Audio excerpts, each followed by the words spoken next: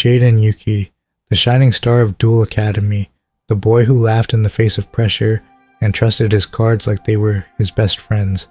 At first glance, he was nothing like the serious duelists who came before him. He wasn't brooding, he wasn't intense, and he wasn't haunted by an ancient pharaoh. Instead, he was carefree, fun, the kind of duelist who would throw himself into a match with nothing but a smile. But as Yu-Gi-Oh! GX unfolded, something darker began to emerge. Behind the jokes, behind the optimism, behind the elemental heroes that carried him to victory, was a shadow that none of us expected. And in the darkest chapter of GX, Jaden lost everything. His friends, his joy, even himself. And from that loss came the rise of the Supreme King. Today, we'll walk through the complete story of Supreme King Jaden, from his bright beginnings at Duel Academy, to his descent into despair in the world of darkness, to the birth of his evil hero deck, and finally, his redemption through Yubel. This is not just a highlight reel, this is the full uncut transformation, the rise, the fall, and the legacy of one of Yu-Gi-Oh's most unforgettable protagonists. And if you've ever wanted to experience the Supreme King's power for yourself, you can. The entire Evil Hero core is available right now on Card Trader, and with my code DOOMX, you'll save 5% on your order. The link is in the description. Now, let's begin.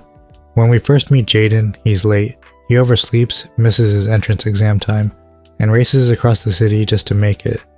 It's not exactly the grand introduction you'd expect for the future face of Duel Academy, and yet, that's the beauty of Jaden Yuki.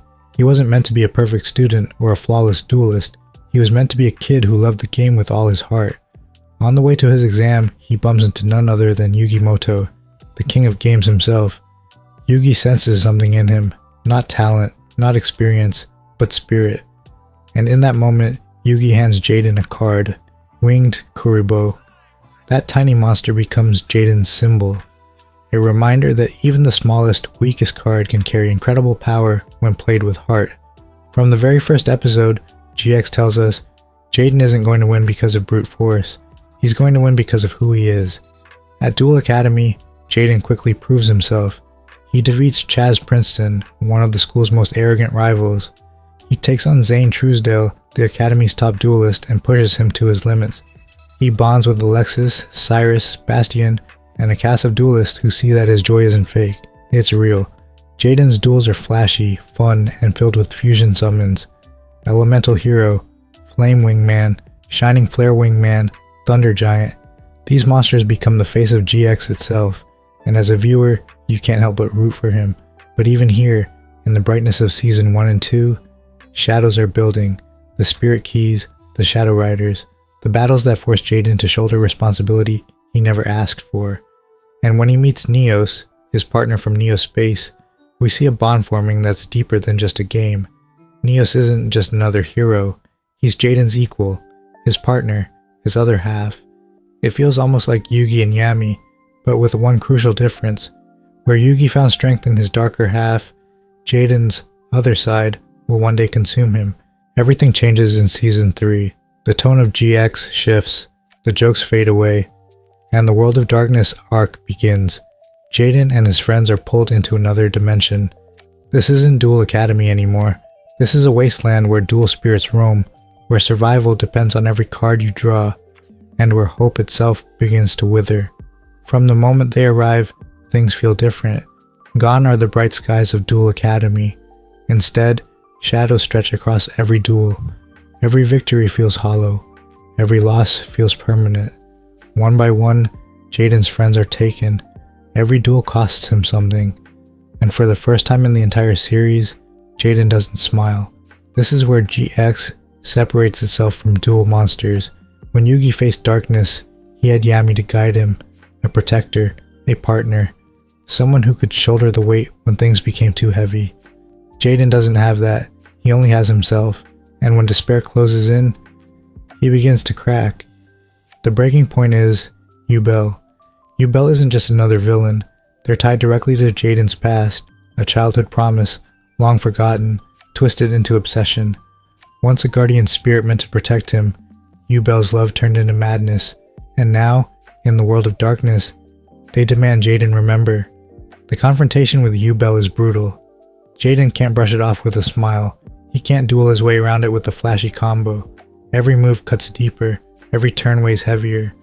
And somewhere in this relentless storm, Jaden breaks. The laughter is gone, the energy is gone, his eyes shadow, his voice lowers. And the boy we met in Season 1 disappears. In his place rises the Supreme King. Jaden's transformation isn't symbolic, it's absolute. The Supreme King is not a mask. It is who Jaden becomes when despair wins, and the proof is in his deck. The heroes we once loved, bright, noble, heroic, are corrupted. They twist into monstrous reflections of themselves. They are no longer defenders, they are conquerors. Evil hero malicious edge, a towering figure who demands sacrifice just to be faced. Evil hero inferno wing, a fiery terror that burns away opponents and their monsters alike. Evil hero lightning golem, raw destruction made flesh, obliterating enemies with merciless blasts. And perhaps most haunting of all, evil hero Neos Lord, the corrupted mirror of his bond with Neos, a friendship blackened by despair. Through these monsters, Jaden doesn't duel to entertain, he duels to dominate. Every summon feels like a decree, every attack feels like an execution, and the shift is terrifying, because unlike Yugi, whose dark half symbolized justice and guidance, Jaden's dark side symbolizes emptiness. The Supreme King isn't a protector, he's the embodiment of everything Jaden lost, and if you've ever wanted to see this transformation firsthand, you can still build this deck today. The evil hero core is waiting for you on Card Trader. Use my code DOOMX for 5% off your first order, links down below. The Supreme King sits on a throne of silence, no laughter, no light, only verdicts delivered by duel. Jim Crocodile Cook steps forward, a friend, a challenger, a man who refuses to bow to despair. He doesn't raise his voice, he raises his resolve, because somewhere inside this tyrant, Jim believes the real Jaden is listening. The duel begins like thunder. Jim moves with courage, with the stubborn optimism that once defined Jaden himself. But courage alone cannot stop a storm. The Supreme King draws, and the air seems to tighten. He reveals a card that bends the rules of fusion itself. Super polymerization. No negotiation, no response. Two monsters vanish into a vortex of molten shadow, and from that churning abyss descends a titan. Evil hero, Dark Gaia. He is weight and wrath given form, a fist of the earth, a heartbeat of flame. Dark Gaia slams onto the field like a sentence. Jim fights. He fights because that is who he is, because Shirley would want him to, because friends are worth pain. But the king does not yield. Dark Gaia strikes, the field buckles, the duel ends. Silence, no celebration, no cruelty even. Just the cold machinery of a fallen hero's victory. Then Axel Brody steps up. Volcanic shells, steel nerves. A soldier who knows what a battlefield smells like. He doesn't flinch, he doesn't posture. He simply meets the Supreme King's gaze and says, "I'm not here to fear you, I'm here to reach you." Their duel is a firefight, blaze meets iron, burst of ignition against immovable darkness. Axel aims every play at the one target that matters, not life points, but Jaden. Every attack is a message, every chain is a hand reaching through smoke. The field turns white, a final exchange, then a draw, not victory, not defeat, a stalemate that shakes the throne itself, because Axel's words land where damage could not. For a heartbeat, the king's mask slips, and under that mask, someone exhales like he hasn't breathed in ages. Axel pays a price for that moment, but it's enough. The fortress of the Supreme King has a crack, and through that crack, a road back to Jaden begins. When the dust settles, it isn't the Supreme King who walks to the next arena. It's Jaden, not the smiling kid from freshman year. The eyes are older now, but Jaden all the same. Across from him stands Jesse Anderson, only it isn't just Jesse. Yubel's will coils behind his eyes, a guardian spirit twisted by time and pain. This is not a duel between rivals. It is a duel between bonds, between the boy who refuses to abandon his friends and the spirit who refuses to be abandoned. The opening turns feel like the first steps onto thin ice. Every summon has history. Every spell carries memory. Cards hit the table like confessions. Jaden could fold. He could run from what the world of darkness made him. But that's never been him. So he does the hardest thing a friend can do. He duels Jesse at full strength. not to crush him, to reach him, to carve a path through Yubel's pain the only way this world understands. Through the game they both love. Turns accelerate, hands empty and refill. Life points fall like grains of sand in an hourglass neither of them can stop. Jesse's voice flickers, his and not his, the way a candle flickers in a drafty room, and Jaden leans forward. Jesse, I know you're still there. Plays stack, chains climb. And when the final attack lands, victory does not feel like victory, because Jesse falls, and Jaden is the one who dealt the blow. The arena is quiet, too quiet, the kind of quiet that follows a storm when you're still counting who made it home. Jaden kneels beside his friend. He doesn't smile, he doesn't celebrate. He just stares at the cards in his hand, like they've become heavier than steel.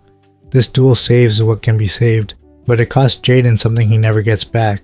From this moment on, he will never be the same. Yugimoto's hardest battles strengthened a bond with his other self. Jaden's hardest battle left a scar that is his other self. The road ahead won't erase it. It will teach him how to carry it. And beyond that road, one last truth waits. The truth of Yubel. And to face that truth, Jaden won't swing a blade. He'll open his arms. The final duel isn't about destroying a monster. It's about embracing a promise. Jaden remembers, accepts, and fuses, not to erase the darkness, but to become whole. Their duel is the climax of GX's entire story. It is not just cards being played, it's memories being confronted, it's love being twisted, it's destiny being rewritten. Jaden remembers the promise from his childhood, the bond he shared with Yubel before everything went wrong. And in that moment, he finally understands. Yubel wasn't his enemy, they were his protector. Twisted, yes. Broken, yes. But still bound to him by love. And instead of rejecting that love, Jaden accepts it. In the final duel, he doesn't destroy Yubel. He merges with them. Light and dark become one. The boy and the Supreme King become whole. It's a resolution unlike anything in Duel Monsters. Where Yugi and Yami's unity was born from trust and respect, Jaden and Yubel's unity is born from tragedy and necessity. But both arcs end the same way, two souls completing each other. And yet, fans still debate to this day, did Jaden truly return to who he was, or did the Supreme King remain inside him forever? That ambiguity is what makes GX's third season unforgettable. Supreme King Jaden isn't just another dark phase for an anime hero. He's a symbol of what happens when hope dies, when responsibility crushes someone so much that the very joy they lived for disappears.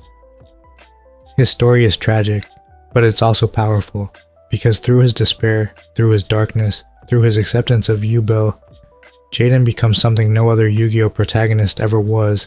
Not a king of games, not a pharaoh, but a duelist who accepted both light and shadow as his true self.